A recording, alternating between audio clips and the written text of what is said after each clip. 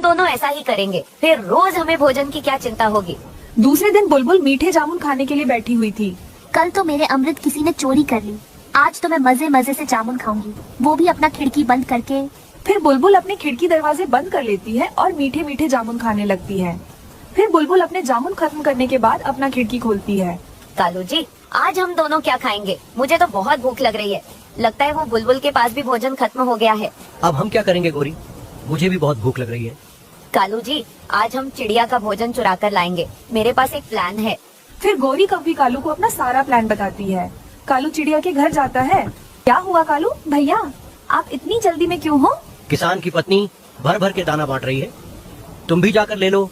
मैंने भी बहुत जमा कर ली, सोचा तुमको भी बता दूं। कालू भैया, मेरे पास तो पहले से ही भोजन जमा है, इसीलिए आप ही लाए। अरे चिड़िया माना कि तुम्हारे पास ढेर सारा भोजन जमा है, आगे के दिनों के लिए क्या करोगी? अगर ये बारिश नहीं रुकेगी तो जाओ, जाकर भोजन लेकर आओ। फिर रानो, चिड़िया को कालू की बात ठीक लगती है, वो उसके साथ भोजन लेने के लिए चली जाती है। पीछे से गौरी कव्वी चिड़िया के घर आती है। गुड़िया, तुम्हें तुम्हारी माँ ने बुलाया है।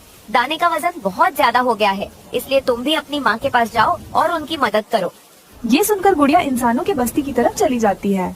फिर गौरी कव्वी जल्दी से चिड़िया के घर आती है और सारा भोजन चुराकर वहाँ से भाग जाती है। कालू भैया, आप मुझे यहाँ क्यों लेकर आए हो? यहाँ तो कोई नहीं कहा है किसान की पत्नी।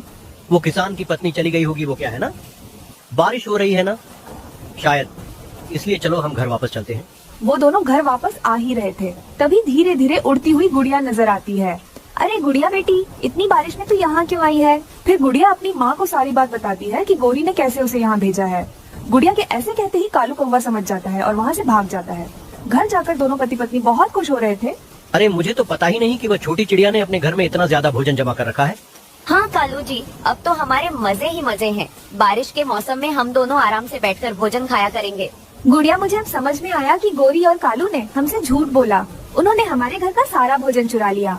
माँ, अब हम दोनों क्या खाएंगे? गुड़िया बेटी, मैं उनके पास जाती हूँ और अपना भोजन वापस मांग कर ले आती हूँ।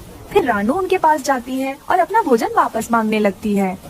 कव्वो, मेरा भोजन मुझे वापस कर दो, मैंने कितनी मेहनत से भोजन जमा करके रखा था। चिड़िया, मैं तो तुम्हारे साथ ही था और गौरी घर में थी, कोई और चुरा कर ले गया होगा, हम पर चोरी का इल्जाम मत लगाओ। रानो चिड़िया सब समझ जाती है और वहाँ से वापस आ जाती है। मेरी बेटी भूखी ही सो जाएगी अगर मैं उसके लिए दाना नहीं लाई। एक काम करती हूँ, मैं किसान की पत्नी के पास जाती हूँ और वहाँ से एक अमरूद तोड़कर ले आती हूँ। चिड़िया वहाँ जाती ही उस पेड़ पर एक भी अमरूद नहीं था।